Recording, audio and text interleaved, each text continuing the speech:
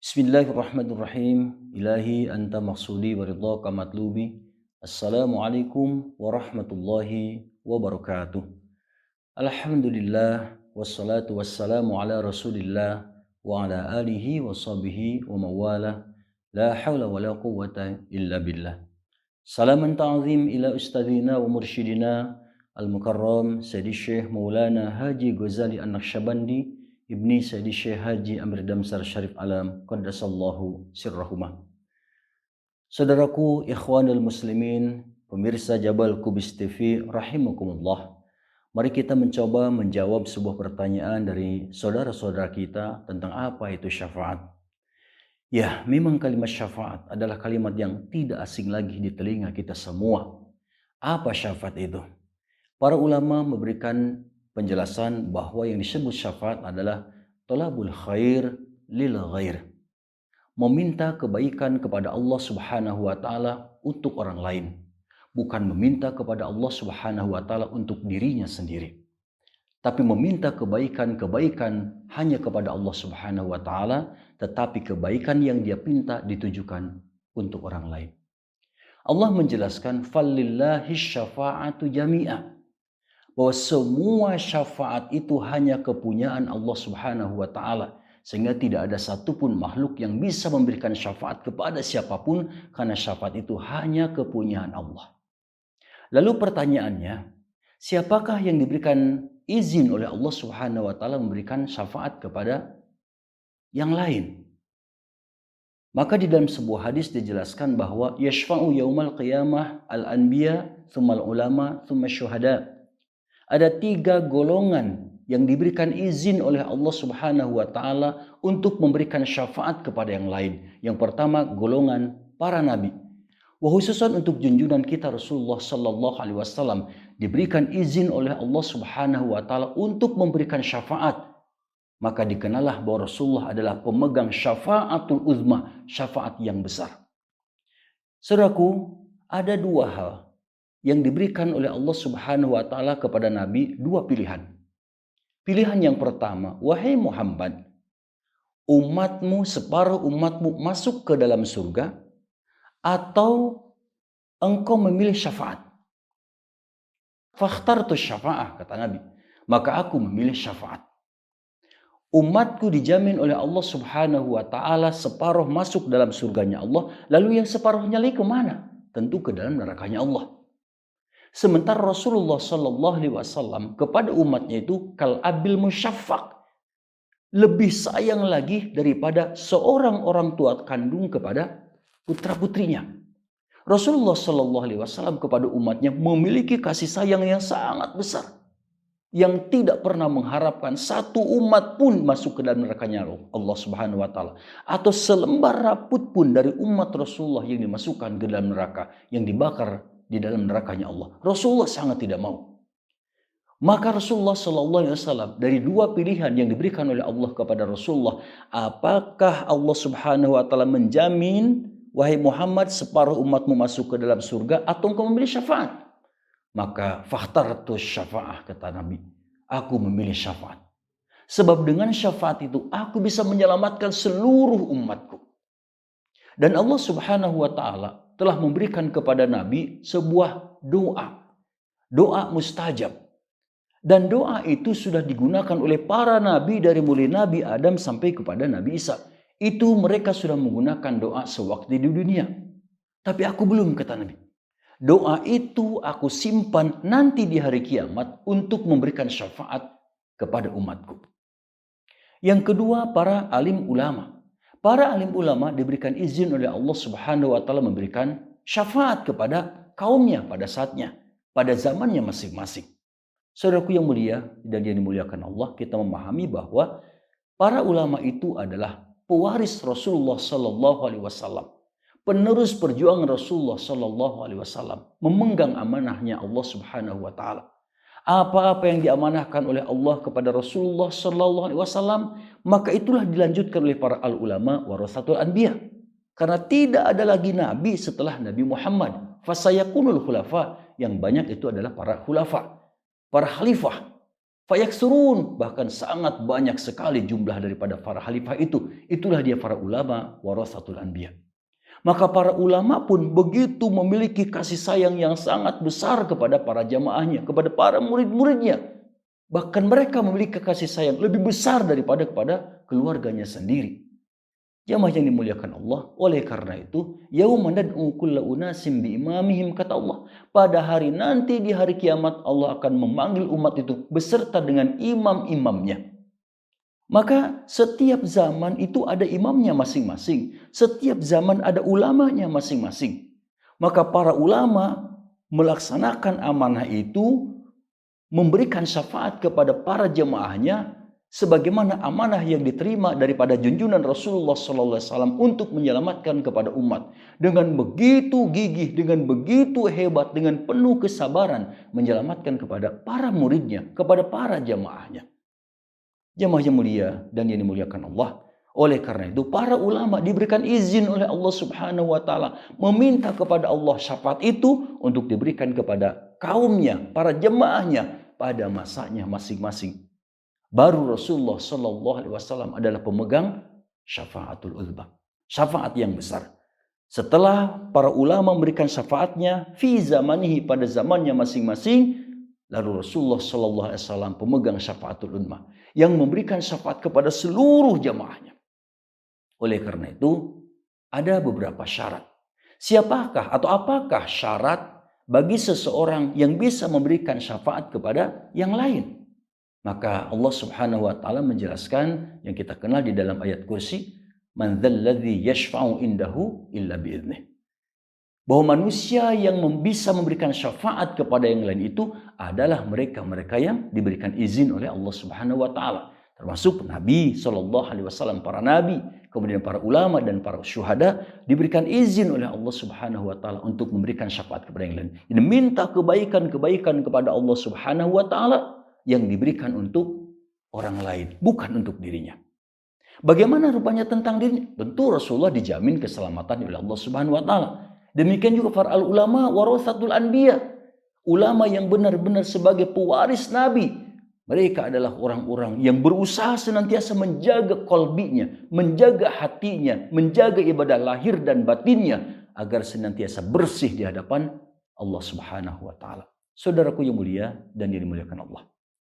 Selain daripada 3 yang memberikan syafaat dalam sebuah hadis tadi, ada di dalam hadis yang lain Allah Subhanahu wa taala memberikan gambaran, yaitu ketika Allah Subhanahu wa taala memanggil kepada para anak-anak, ayuhal wildan. Allah menyuruh kepada malaikat, wahai para malaikat, masukkan golongan anak-anak itu ke dalam surganya Allah. Maka Allah memanggil kepada para anak-anak, ayuhal wildan udkhulul jannah, hai para golongan anak-anak ini, masuk kalian semua ke dalam surga. Tapi begitu Allah Subhanahu wa taala memperhatikan, kenapa si anak-anak ini tidak semangat masuk ke dalam surga? Lalu ditanya oleh Allah Subhanahu wa taala, malaikat tanya, kenapa mereka tidak semangat masuk ke dalam surganya Allah? Lalu malaikat bertanya, kenapa kalian semua wahai anak-anak tidak semangat masuk dalam surganya Allah Subhanahu wa taala?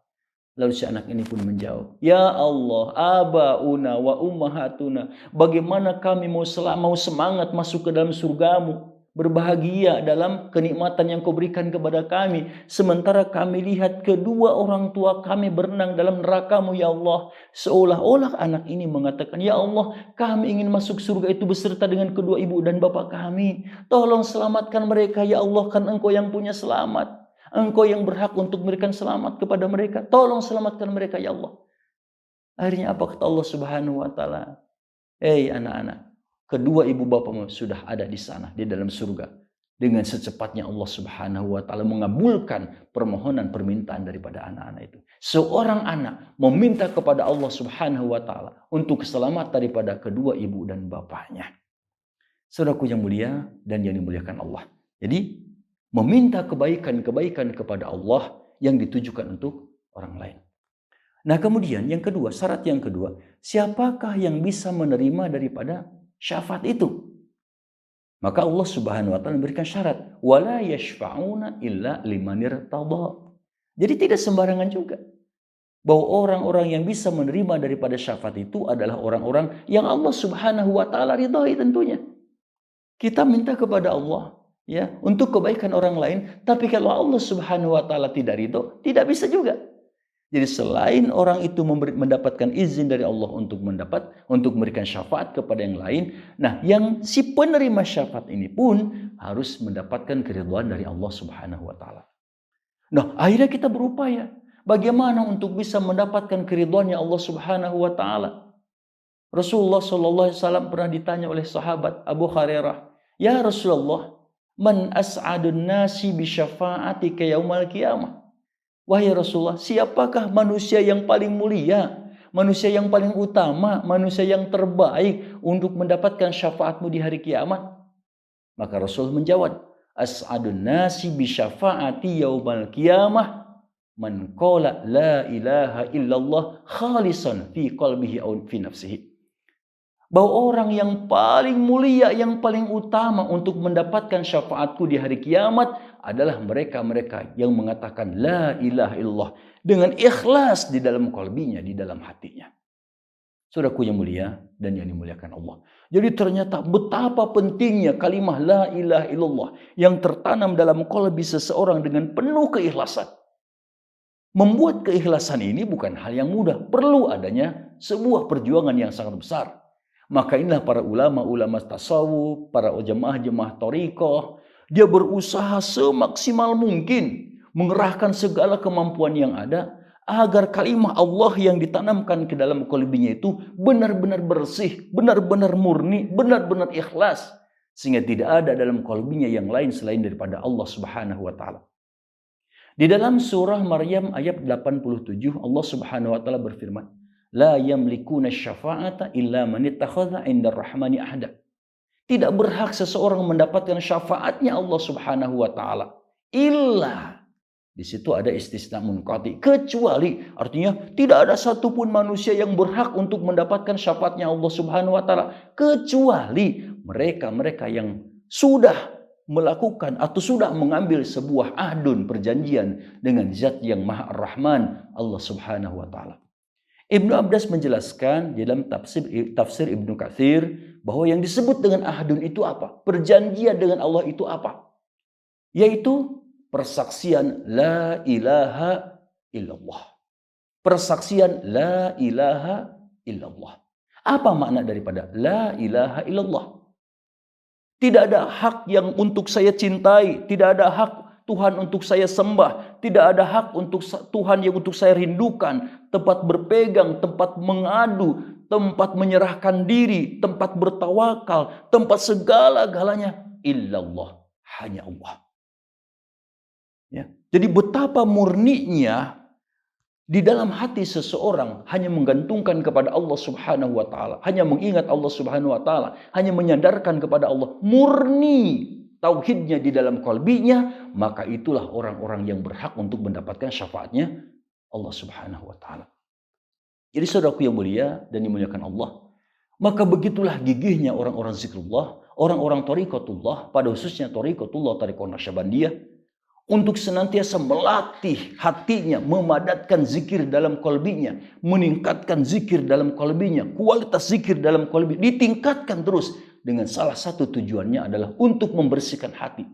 Karena Rasulullah Shallallahu Alaihi Wasallam menjelaskan bahwa inna kulla syai'in saqalah wa saqalatul qalbi zikrullah. Segala sesuatu penyakit itu ada obatnya, dan penyakit hati obatnya cuma satu, yaitu zikrullah. Tauhid yang sudah ditanamkan Allah dalam qalbi kita ternyata dirusak oleh iblis laknatullah, sehingga yang semestinya dalam qalbi kita hanya satu yang ada, yaitu ketauhidan, hanya Allah Subhanahu wa taala zat yang maha segala-galanya, ternyata timbul dalam qalbi kita ada yang lain selain daripada Allah. Qul in kana aba'ukum wa abna'ukum wa ikhwanukum wa azwajukum wa ashiratukum wa amwalun iktaraftumuha wa tijaratun takhshawna kasadaha wa masakinu taradawnaha habba ilakum minallahi wa rasulihi wa jihadin fi sabilihi fatarabbasu hatta ya'tiyallahu bi amrih.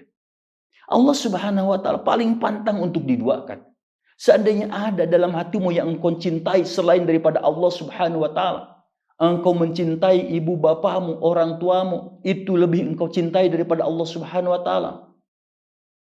Kemudian wa abnaukum, anak-anakmu, saudara-saudaramu, kaum keluargamu, usahamu, rumahmu yang senantiasa engkau perindah, itu lebih engkau cintai daripada Allah Subhanahu wa taala, serta berjihad di jalan Allah Subhanahu wa taala.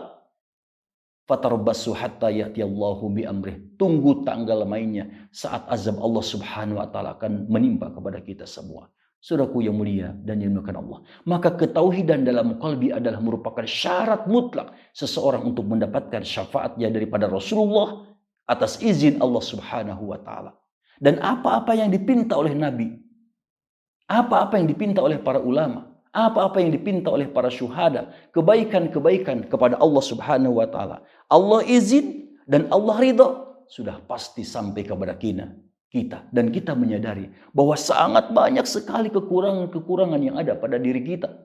Keikhlasan belum adanya kemantapan dalam keikhlasan, belum adanya kehusuan dalam ibadah kita. Namun kita tidak boleh berhenti dalam berjuang, bermujahadah dan beriadah. Latih diri kita, perangi hawa nafsu kita. Karena memang itulah perjuangan untuk mendekatkan diri kepada Allah Subhanahu wa taala. Saudaraku yang mulia dan yang dimuliakan Allah, semoga kita semua diakui oleh Rasulullah Shallallahu Alaihi Wasallam sebagai umatnya, dan diakui juga tentunya oleh guru-guru kita sebagai muridnya yang baik, sehingga kita berhak untuk mendapatkan syafaatnya daripada junjungan Rasulullah, daripada al-ulama warathatul anbiya, sehingga kita bisa menjadi manusia yang selamat dunia dan akhirat kita. Wallahu a'lam bissawab. Wassalamualaikum warahmatullahi wabarakatuh.